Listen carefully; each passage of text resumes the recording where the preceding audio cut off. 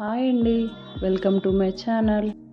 ఈరోజు మన వీడియోలో కమ్మనైన కట్టె పొంగలి, నోట్లో పెట్టుకుంటే వెన్నెలా కరిగిపోవాల్సిందే, అదే మన కట్టె పొంగలి.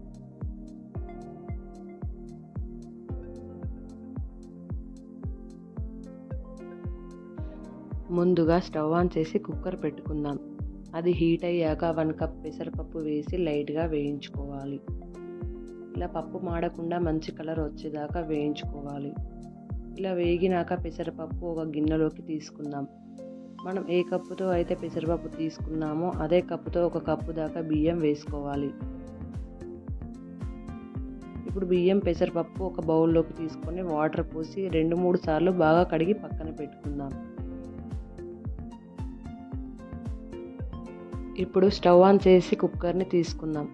ఈ ప్రాసెస్ని కుక్కర్లో అయినా చేసుకోవచ్చు, లేదంటే నార్మల్ గిన్నెలో అయినా ఉడికించుకోవచ్చు. ఇప్పుడు కుక్కర్లోకి 2 టేబుల్ స్పూన్ల నెయ్యి వేసుకుందాం. నెయ్యి వేడయ్యాక ఇందులోకి కడిగి పెట్టుకున్న పప్పుని, బియ్యంని వేసుకొని బాగా కలుపుకుందాం. మనం మీడియం ఫ్లేమ్లో పెట్టి ఒక 5 నిమిషాలు ఈ నెయ్యిలో పప్పుని, బియ్యంని వేయించుకోవాలి.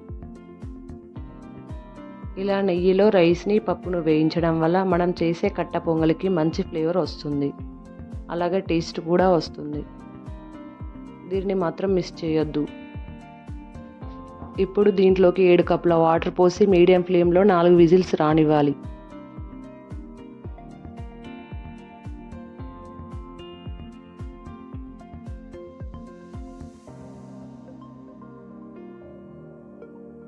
గ్యాస్ అంతా పోయాక మూత ఓపెన్ చేసి చూస్తే కన్సిస్టెన్సీ ఇలా ఉండాలి. వాటర్ తగ్గితే ఎక్స్ట్రా హాట్ వాటర్ తీసుకొని కలుపుకోవచ్చు. ఇలా ఉడికినాక తగినంత సాల్ట్ వేసి కలుపుకొని పక్కన పెట్టుకుందాం.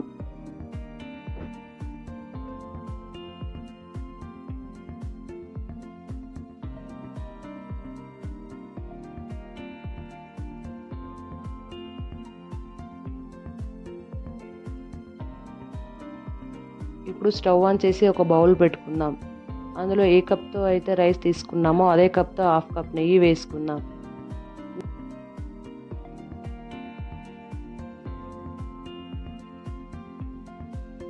నెయ్యి హీట్ అయ్యాక మిరియాలు, జీలకర్ర, సన్నగా కట్ చేసి పెట్టుకున్న అల్లం ముక్కలు వేసుకొని దోరగా వేయించుకోవాలి.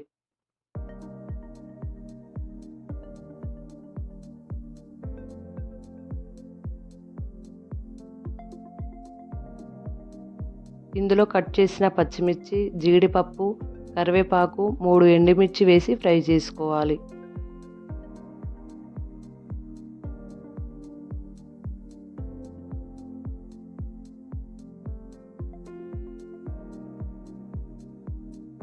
ఇలా ఫ్రై అయ్యాక ఈ తాలింపును పక్కన పెట్టుకున్న పొంగల్లోకి వేసుకోవడమే.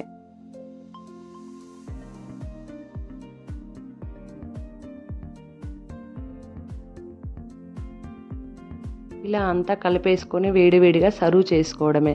చాలా రుచిగా ఉంటుంది, నోట్లో వెన్నెలా కరిగిపోతుంది. ఈ కట్టె పొంగల్ని పల్లి చట్నీలో సర్వ్ చేసుకుంటే సూపర్గా ఉంటుంది. అంతేనండి, ఈ టేస్టీ పొంగల్ రెడీ. ఈ వీడియో నచ్చితే లైక్ చేసి కామెంట్ చేయండి. Thank you for watching.